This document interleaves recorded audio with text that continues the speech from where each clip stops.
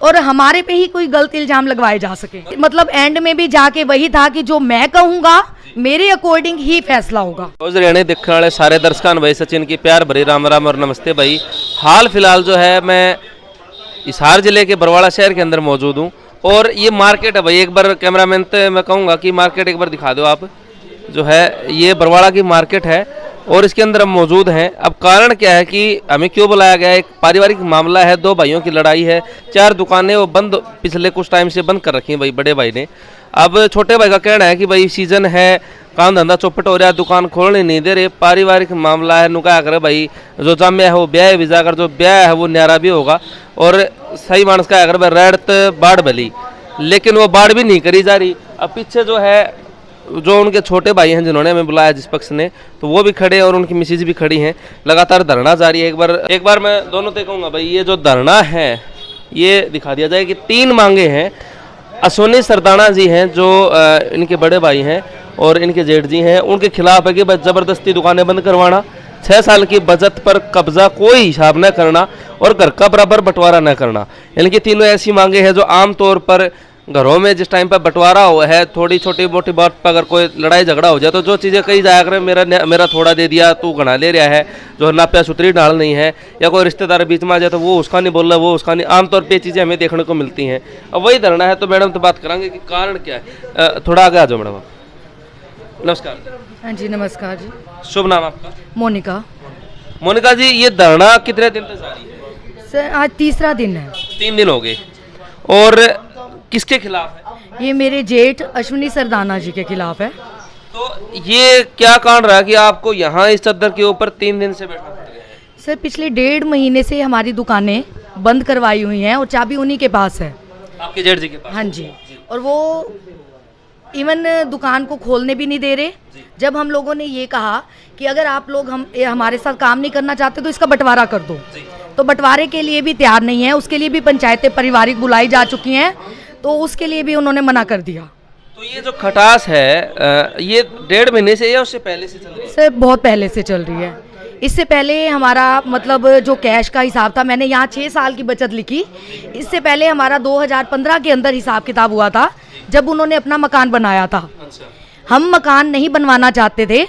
मकान से पहले भी एक पारिवारिक पंचायत हुई थी जिसमें ये बात कही गई थी कि दोनों तरफ से रिपेयर करवा दिया जाए, रिपेयर करवा के दोनों के पोर्शन ठीक कर दिए जाएं। उसके बाद हम लोग रेंट के ऊपर चले गए। उन्होंने अपना मकान बनाना स्टार्ट किया।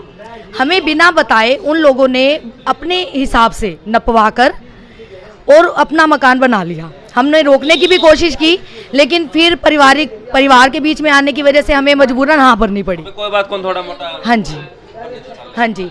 उसके बाद जो उन्होंने मकान के ऊपर पैसा लगाया वो हमें पारिवारिक पंचायतों के द्वारा ही दिलवाया गया। लेकिन उसके बाद मजबूरी में मुझे अपने बच्चों की पढ़ाई के लिए बरवाला से शिफ्ट होकर हिसार जाना पड़ा। हिसार जाने के बाद उसके बाद घर का जो हिसाब किताब था हम लोगों ने बनाने की सोची, लेकिन वो लड़ाई झगड़े जो हैं वो धीरे धीरे और बढ़ने लग गए। और मुझे भी ये पता था कि बच्चों की पढ़ाई के बाद ही मैं वापस आऊँगी, तो हम लोग तब मकान के बारे में बनाने की सोचेंगे। हाँ जी। और तब से उससे पहले हम लोगों का 2015 में मेरे जो ननद के हस्बैंड हैं नंदोई जीई, उन्होंने हमारा कैश का सारा बंटवारा करवा के 2015 तक का हिसाब निपटवाया था।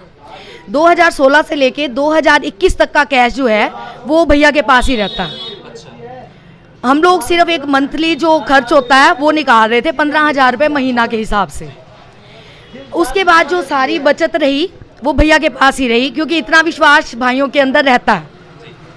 अब जब हमने 2022 के अंदर लास्ट ईयर हिसाब किताब की मांग की, तो उन्होंने मतलब सभी परिवार वालों को धीरे धीरे ना, भाई मैं 1 हफ्ते के अंदर हिसाब दे देता हूँ, अगले हफ्ते दे देता हूँ। पारिवारिक पंचायतें कई हुई और बार बार उन लोगों को जब फ़ोन करते थे या आते थे ना, जी 1 हफ्ते का टाइम दे दो मैं हिसाब दे दूँगा। उसके बाद उन्होंने 2022 के अंदर जब उन्होंने ये देखा कि अब हमें हिसाब देना पड़ेगा कैश का, भाई क्या हमारे पास है और क्या नहीं है, और उसका बंटवारा करना पड़ेगा, तब उन्होंने एक पुरानी पिछली बात को उठाया। 2010 से लेके 2015 तक का हिसाब लिखा पड़ी जो थी वो इन्होंने मिला के, जैसे होता है कि पुराने खाते होते हैं हम लोग डिस्ट्रॉय कर देते हैं टाइम के अकॉर्डिंग, तो इन्होंने जैसे भी था वो सारे हिसाब किताब मिलाने के बाद वो पिछले ख़त्म कर दिए। लेकिन 2015 में जब हिसाब हुआ तब भी उन्होंने नहीं कहा था कि मैं ये पर्चियां संभाल के रखियो या जो भी हिसाब किताब है इसको मुझे दियो। और 2022 तक उन्होंने कोई जिक्र नहीं किया उस चीज़ का। आज 2022 में जब इनको मजबूरी में हमें कैश का बंटवारा करने के लिए बोलना पड़ा, उसके बाद उन्होंने पिछले 2010 से लेके 15 तक का हिसाब मांगना स्टार्ट किया। अच्छा, मतलब पुरानी बातें उठा ली गई ताकि वो कैश हमें ना देना पड़े और हमारे पे ही कोई गलत इल्जाम लगवाए जा सके। मतलब बात को घुमा दिया गया। हाँ जी, बात को घुमाया गया, लेकिन वो भी पूरे 6 साल के बाद घुमाया गया। 6 साल तक उन्होंने इस चीज़ का कोई जिक्र नहीं किया। 6 साल के बाद, मतलब जब उनके पास और कोई ऑप्शन नहीं बचा हमें कैश देने के लिए जो हमारे हिस्से का था, तब उन्होंने पिछली बातें उठाई। तो क्या उस बंटवारे में मामा जी, मेरे हस्बैंड के जीजा जी और इनके ताया जी के बच्चे भी साथ में थे जब ये हमारा 15 में हिसाब निपटा था। अब जो आप कल कह रहे थे कि कल भी आपके घर आप पंचायत की बता रहे थे भाई। हाँ जी, उन्होंने मतलब जीआई और दीदी को फ़ोन किया था कि हम बात करना चाहते हैं, लेकिन जीआई को भी मतलब एंड में भी जाके वही था कि जो मैं कहूँगा मेरे अकॉर्डिंग ही फैसला होगा। ऐसा के पंचायती मतलब जो पंचायत फैसला करती है उसको मानने के लिए तैयार नहीं है। तो ऐसी कौन सी मांगे वो, मतलब परिवार को ऐसी कौन सी मांगे उनकी खटक रही है कि भाई ये गलत। हाँ जी सर, ये हमारी 4 दुकानें आ जाती हैं, पहली, दूसरी, तीसरी और चौथी। हम लोग इसका बंटवारा चाहते थे। अच्छा। पहले हम लोग ये कहते हैं कि दुकान जो है वो कहता है कि ये दोनों दुकानें पहली मम्मी के नाम है, वो पिछले ही महीने दोनों भाइयों की रजामंदी से चढ़वाई गई। ठीक है जी। अब हम पे ये भी दबाव बनाया जा रहा है कि हम मम्मी से अपने आप साइन करवा लेंगे। मम्मी पढ़ी लिखी नहीं है, उसे नहीं पता कहाँ साइन करने हैं और कैसे करने हैं। हो सकता है उन पे भी दबाव बनाया जाए। ये दुकानें जो हैं दीदी और दोनों भाइयों की रजामंदी से, इन तीनों के साइन से ही ये दोनों दुकानें मम्मी के नाम हुई पिछले महीने। ये दुकानें कमेटी की थी। अब वो कहता है कि पहली दुकान भी मम्मी से मैं लूँगा, मतलब मम्मी का ब्रेन वॉश किया हुआ उसने, मम्मी से मैं अपने आप ले लूँगा। तीसरी दुकान भी मैं लूँगा। जो बीच वाली दुकान है वो इनको दी जाएगी। आप बीच वाली दुकान की लोकेशन देख सकते हो, उसके बिल्कुल सामने दीवार है। इधर से पहली दुकान को गली लगती है, उधर से तीसरी। ये तीसरी और चौथी, एक सामने भी एक हमारी छोटी दुकान है। ये जब दुकानें हम लोगों ने ली थी 3rd और 4th, उस टाइम बंटवारे की कोई बात नहीं थी भाई, जब बंटवारा होगा तो। अब दिक्कत ये आई कि जब हम लोगों ने ये तीसरी दुकान खरीदी तो वो भैया के नाम उस टाइम, क्योंकि बंटवारे की बात नहीं चल रही थी, चौथी खरीदी तो इनके नाम चढ़वा दी। तब तक बिल्कुल नहीं सोचा था कि बंटवारा के बाद मतलब कौन सी किसके, तब ये फाइनल था भी जब बंटवारा होगा तो हम लोग डिसाइड कर लेंगे। अब हम लोग ये चाहते थे कि पहली और चौथी दुकान एक को मिले, दूसरी और तीसरी एक को मिले। उसकी वजह सबसे बड़ी ये है कि दूसरी दुकान के सामने बिल्कुल दीवार है, आप लोकेशन देख रहे हो। पहली दुकान को ये गली लगती है, पीछे वाली दुकान को भी पीछे वाली लगती है। तो सारा समाज और पंचायत वो भी इसी पक्ष में है, पहली और चौथी दुकान, दूसरी और तीसरी दुकान, इसका बंटवारा किया जाए। और हम लोगों ने ये भी कहा कि पूरी मार्केट के अंदर बैठ के पर्चियाँ डाल दो जी, जिसके हिस्से में जो आ जाएंगी, 2 पर्चियाँ बना लो, पहली और चौथी, दूसरी और तीसरी, वो हम लोगों को दे दी जाए। मतलब हम दोनों ही ऑप्शन उनके सामने रख रहे हैं भी, पर्चियाँ डालो और हमें दे दी जाए। तो आपने अब मीडिया का सहारा क्यों लिया है कि भाई जब आपके मतलब बड़े बूढ़े भी आपने पंचायत करके देख ली, जब आपने वैसे भी बात करके देख ली, तो अब हमें क्यों बुलाया? सर क्योंकि वो बड़े बूढ़ों की मानता ही नहीं। वो मामा जी हैं यहाँ पे, वो बार बार हर पंचायत में हमारे साथ रहे हैं। उन्होंने मतलब बिना पक्षपात के हमेशा फैसला करने की कोशिश की। बाकी परिवार वाले अभी इस वक्त मौजूद नहीं है यहाँ पे, वो भी साथ हैं। अगर बहुत ज़्यादा इमरजेंसी आएगी तो वो भी साथ मतलब आके बात करने के लिए तैयार हो जाएंगे। तो लेकिन मामा जी हैं, उन्होंने पूरी कोशिश की। वो बता सकते हैं कि जितनी बार भी इन लोगों ने जो भी फैसले किए, उसने हर बार हाथ खड़े कर दिए जी, जो मैं कहूँगा वही होगा। अच्छा। ना चाहिए दादागिरी, आप कुछ भी कह सकते हो जी। नमस्कार जी। नमस्कार जी। शुभ नाम? उमेश कुमार। उमेश जी, आपके बड़े भाई हैं, मतलब आपको उन्होंने मतलब इतना बड़ा किया, पढ़ाया लिखा भी होगा, शादी में भी उन्होंने सपोर्ट किया होगा।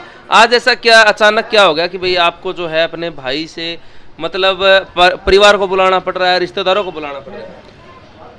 वो इसलिए जी, या तो वो पारिवारिक मीटिंग, किसी पारिवारिक मीटिंग को नहीं मानता। वो कहता है जो मैं फैसला करूँगा वो आपको मानना पड़ेगा। और मैंने लास्ट टाइम तक कोशिश की, कल भी आपसे बात हुई थी, लेकिन उस टाइम पारिवारिक बातचीत की वजह से भी मामला सुलझने की पूरी कोशिश की, लेकिन वो बात नहीं बनी। इसीलिए मजबूरन आज आपको बुलाना पड़ा और आपके सामने ये सारी बातें रखनी पड़ी। समाज हमारे सहयोग के लिए आए और कुछ मतलब हम नहीं चाहते कि पुलिस या हम लोग वहाँ नहीं इस केस को लेके जाना चाहते थे, हम मीडिया तक भी नहीं लाना चाहते थे। हम आज मेरा यहाँ पे तीसरा दिन है बैठने का। 2 दिन हमने पूरी कोशिश की कि यहाँ पे बैठने के बाद किसी तरीके से वो बातचीत के लिए सुलझ जाए।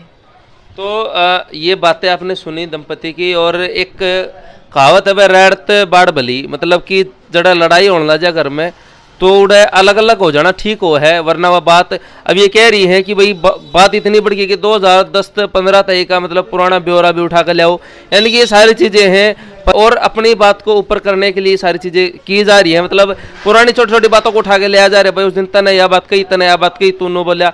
ये सारी चीज़ें आमतौर पर समाज में, परिवार में जब पारिवारिक मीटिंग होती है या पंचायत होती है तो ये चीज़ देखने को मिलती है।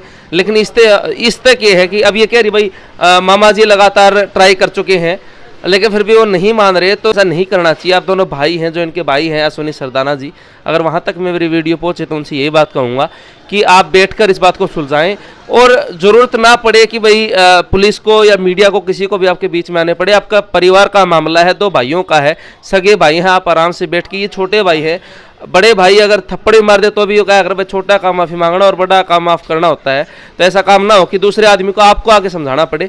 इसलिए इस बात को सुलझाया जाए और इस बात को ख़त्म किया जाए, बस इतना ही कहूँगा। और लेटेस्ट अपडेट के लिए जुड़े रहे भाई। और ये जो चीज़ें हैं, जो हमारे परिवार में, समाज में ये चीज़ें आमतौर पर होती रही हैं, तो पूरा मामला जो आपने सुना भाई। और अगर दूसरा पक्ष भी जो अश्विनी सरदाना जी हैं, अगर वो भी अपनी बात रखना चाहें, अगर इनमें कोई कमियां, हमें नहीं पता ये कितने ठीक है कितने गलत है, क्या पता ये कोई झूठ बात बोल रहे हो, तो आप भी अपना पक्ष आकर रख सकते हैं। मेरा नंबर स्क्रीन के ऊपर चल रहा होगा, तो उसके ऊपर आप कांटेक्ट करें किसी भी टाइम पे, और हम ज़रूर आपकी बात भी सुनेंगे, क्योंकि मीडिया काम जो है वो दोनों पक्षों की बात सुनना होता है। तो ये ठीक है गलत है, आप ठीक है गलत है, वो जो है फैसला समाज करेगा, क्योंकि समाज में अब ये बात आ चुकी है। 3 दिन से धरना मैडम ने धर रखा है, तो समाज इस बात का फैसला करे कौन ठीक है कौन गलत है। और जो है कैमरामैन संजय दोन के साथ सचिन कुमार खोज, हरियाणा की। राम राम भाई।